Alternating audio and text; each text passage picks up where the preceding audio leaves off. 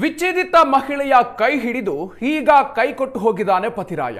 ಎರಡನೇ ಗಂಡನ ವಿರುದ್ಧ ಪೊಲೀಸ್ ಠಾಣೆ ಮೆಟ್ಟಿಲೇರಿದ್ದಾರೆ ಮಹಿಳೆ. ಬೆಂಗಳೂರಿನ ಬನಶಂಕರಿ ಪೊಲೀಸ್ ಠಾಣೆ ವ್ಯಾಪ್ತಿಯಲ್ಲಿ ನಡೆದಿರುವಂತಹ ಘಟನೆ ಇದು. ಮೊದಲನೇ ಗಂಡನಿಂದ ದೂರಾಗಿದ್ದಂತಹ ಪದ್ಮಿನಿಯನ್ನ ಮೋಹನ್ ರಾಜ್ ಮದುವೆಯಾಗಿದ್ದ. 2022ರಲ್ಲಿ ಮದುವೆಯಾಗಿತ್ತು. 2023ರಲ್ಲಿ ಹೆಣ್ಣು ಮಗು ಜನಿಸುತ್ತೆ. 3 ವರ್ಷಗಳ ಕಾಲ ಇವರಿಬ್ಬರು ಕೂಡ ಸಂಸಾರವನ್ನ ನಡೆಸಿದ್ದಾರೆ.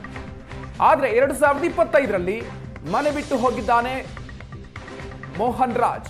ಪತ್ನಿಗೆ ಸಿಗದೆ ಈಗ ನಾಪತ್ತೆಯಾಗಿದ್ದಾನೆ. ಕೇವಲ ಆತ ಹೋಗೋದು ಮಾತ್ರ ಅಲ್ಲ, ಮನೆ ಕಟ್ಟೋದಿಕ್ಕೆ ಅಂತ ಹೇಳಿ 36 ಲಕ್ಷ ರೂಪಾಯಿಯನ್ನ ಪಡ್ಕೊಂಡು ಆತ ಎಸ್ಕೇಪ್ ಆಗಿರೋದು. ಯಾಕೆ ಬಿಟ್ಟು ಹೋದೆ ಅಂತ ಪ್ರಶ್ನೆ ಮಾಡಿದಕ್ಕೆ ಪತ್ನಿಯ ಮೇಲೆಯೇ ಹಲ್ಲೆಯನ್ನ ನಡೆಸಿದ್ದಾನೆ. ಈ ವಿಚಾರವಾಗಿ ಪೊಲೀಸರಿಗೆ 4 ಬಾರಿ ದೂರನ್ನ ನೀಡಿದ್ರೂ ಕೂಡ ತನಗೆ ನ್ಯಾಯ ಸಿಗ್ತಾ ಇಲ್ಲ ಅಂತ ಹೇಳಿ ಆರೋಪವನ್ನು ಮಾಡ್ತಾ ಇದ್ದಾರೆ ಮಹಿಳೆ. ಒಂದೇ ಏರಿಯಾದಲ್ಲಿ ವಾಸ ಇದ್ದಂಥ ಮೋಹನ್ ಹಾಗೂ ಪದ್ಮಿನಿ ಕಳೆದ 10 ವರ್ಷಗಳಿಂದ ಮೋಹನ್ ಜೊತೆಗೆ ಪದ್ಮಿನಿ ಪರಿಚಯ ಇತ್ತು. ಮೋಹನ್ ಸಹವಾಸದಿಂದಲೇ ಮೊದಲ ಗಂಡನಿಗೆ ಡಿವೋರ್ಸ್ ಆಗಿದೆ ಅನ್ನುವಂತಹ ವಿಚಾರಗಳು ಕೂಡ, ಆರೋಪಗಳು ಕೂಡ ಕೇಳಿ ಬರ್ತಾ ಇದೆ. ಚಿನ್ನಾಭರಣವನ್ನ ಕೂಡಿಸಿಟ್ಟಿದ್ದಂಥ ಚಿನ್ನಾಭರಣ ಜೊತೆಗೆ ತಾನು ಕೂಡಿಟ್ಟಿದ್ದಂಥ ಹಣ ಒಟ್ಟು ಸೇರಿಸ್ಕೊಂಡು 36 ಲಕ್ಷ ರೂಪಾಯಿ. ಇಷ್ಟು ಹಣವನ್ನ ಪತ್ನಿ ಮನೆ ಕಟ್ಟೋದಿಕ್ಕೆ ಅಂತ ಹೇಳಿ ಪತಿ ಕೊಟ್ಟಿರ್ತಾಳೆ. ಈಗ ಆತ ಎಸ್ಕೇಪ್ ಆಗಿದ್ದಾನೆ. ಸರ್, ಆ್ಯಕ್ಚುಲಿ ಮೋಹನ್ ರಾಜ್ ಅವ್ರಿಗೆ ನನಗೆ ಮದುವೆಯಾಗಿ ಒಂದು ಹೆಣ್ಣು ಮಗು ಇದೆ ಸರ್, 3 ವರ್ಷದ ಮಗು. ಇವಾಗ ಅವನು ಮನೆ ಕಟ್ಟೋಕ್ಕೋಸ್ಕರ ನನ್ನ ಹತ್ರ ಸಾಲ ಮಾಡಿದ್ದಾನೆ ಸರ್, ಸಾಲ ಮಾಡಿಸ್ಕೊಡು ಅಂತ. ಅವನು ಸ್ವಲ್ಪ ದುಡ್ಡುಗಳು ಕೊಡು ಅಂತೇಳಿ ನನ್ನ ಮೈ ಮೇಲಿರೋ ಒಡವೆನೆಲ್ಲ ಅಡ ಇಡಿಸೋದು, ಕೆಲ್ಸಕ್ಕೆ ಹೋಗಿರೋ ಸಂಬಳನೆಲ್ಲ GPay ಮೂಲಕ ಕಳಿಸ್ಕೊಳ್ಳೋದು. ಆಮೇಲೆ ನಿಮ್ಮ ಅಣ್ಣದಿರತ್ತೆ ತಗೋಬಾ, ನಿಮ್ಮ ಅಮ್ಮನ ಒಡವೆ ಇಟ್ಟು ಸ್ವಲ್ಪ ಕೊಡ್ತೀನಿ, ಚೆನ್ನಾಗಿ ನೋಡ್ಕೋತೀನಿ, ನನ್ನ ಮನೆ ಕರ್ಕೊಂಡೋಗ್ತೀನಿ, ಮನೆ ಕಟ್ಟಿದ್ರೆ ನಾವೇ ತಾನೇ ಇರೋದು, ಆ ಮನೇಲಿ ಇನ್ನು ಯಾರು ಇರ್ತೀವಿ ಅಂತ ಹೇಳ್ಬಿಟ್ಟು ಸ್ವಲ್ಪ ಸ್ವಲ್ಪನೇ ಅಮೌಂಟ್ ಮೂಲಕ ಎಲ್ಲ ತೊಗೊಂಡಿದ್ದಾನೆ ಸರ್. ಎಲ್ಲ ಕೊಟ್ಟ ಮೇಲೆ ನಾನು ಲಾಸ್ಟಲ್ಲಿ ಏನು ಮಾಡಿಬಿಟ್ಟ, ಗೃಹ ಪ್ರವೇಶ ದಿವಸ ಹೋಗೋಣ ಅಂತ ಹೇಳಿದ್ದಕ್ಕೆ ಕರ್ಕೊಂಡೋಗಿಲ್ಲ ಅವನು.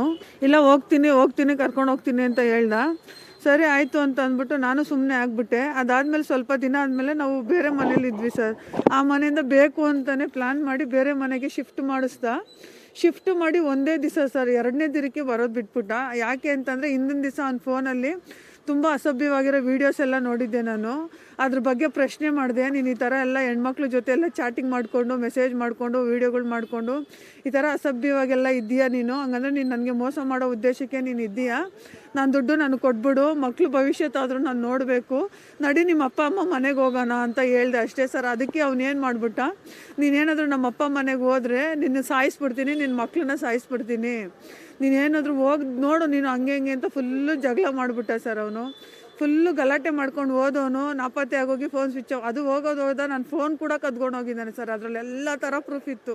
ನಾನು ಹೇಳಿದೆ ಸರ್, ನಾನು ಗಲಾಟೆ ಮಾಡಿಲ್ಲ, ನನ್ನ ಗಂಡ ಕಾಣಿಸ್ತಾ ಇಲ್ಲ, ಮನೆಯಲ್ಲೆಲ್ಲ ದೋಚ್ಕೊಂಡು ಹೋಗಿದ್ದಾನೆ, ಮಗುಗೆ ಹಾಲ್ಗೂ ದುಡ್ಡಿಲ್ಲ, ತುಂಬ ಕಷ್ಟದಲ್ಲಿದ್ದೀನಿ, ನನ್ನ ಗಂಡನ